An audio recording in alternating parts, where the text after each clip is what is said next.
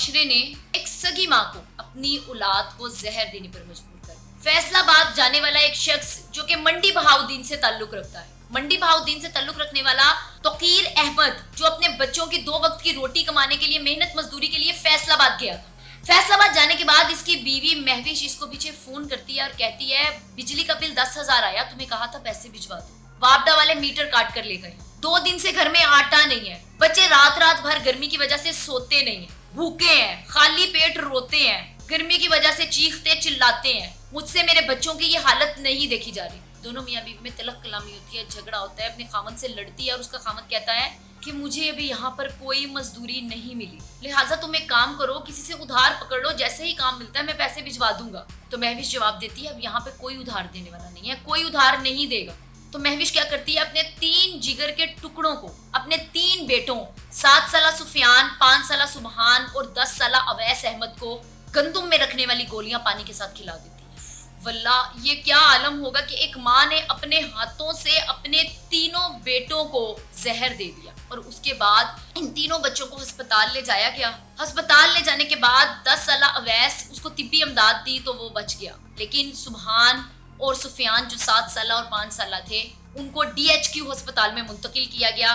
ان کی حالت اور تشویشناک ہو گئی، لہٰذا ان کو لاہور منتقل کیا گیا، ان بچوں کو لاہور کے ایک ہسپتال میں، لیکن وہ بچے اپنی جان کی بازی ہار گئے، وہ بچے نہیں بچ سکے۔ پھر ان کی باڈی کو پوسٹ مارٹم کے لیے بھجوا دیا گیا اور مہوش کو، ان کی ماں کو پولیس نے اپنی حراست میں لے لیا۔ اب پولیس نے مہوش کو تو حراست میں لے لیا، بچے جان کی بازی ہار گئے، باپ محنت کے لیے فیصل آباد بیٹھا ہوا تھا، اویس جو تھا وہ بچ گیا، لیکن کیا اس پوری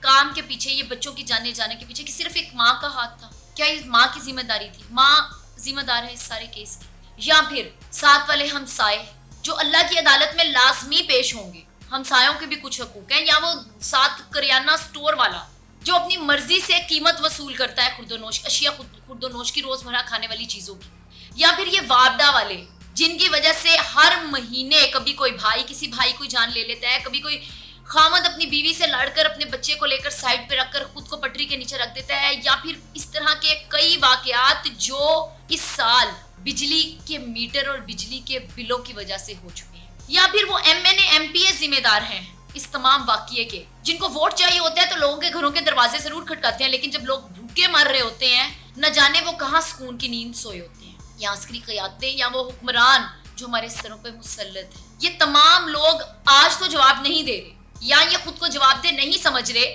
کیونکہ ملک میں آئے دن اس طرح کے واقعات ہو رہے، تو یہ بھول چکے ہیں کہ یہ اللہ کی عدالت میں ضرور پیش ہو۔ یہ مہوش جو گرفتار ہے، یہ 2 بچے جو اللہ کے پاس چلے گئے، یہ ضرور شکایت کریں گے۔ ان بچوں کا کیا قصور تھا؟ یہ 5 سالہ اور 7 سالہ بچے جن کو یہ بھی نہیں پتا تھا کہ وہ ان کی ماں ان کو دے کیا رہی ہے اور کیوں دے رہی ہے، رات بھر رو رہے ہیں، دن میں بھوک سے،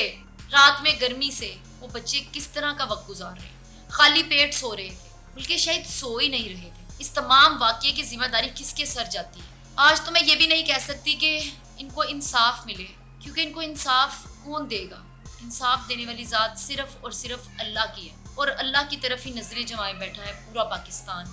اور پورا کا پورا معاشرہ۔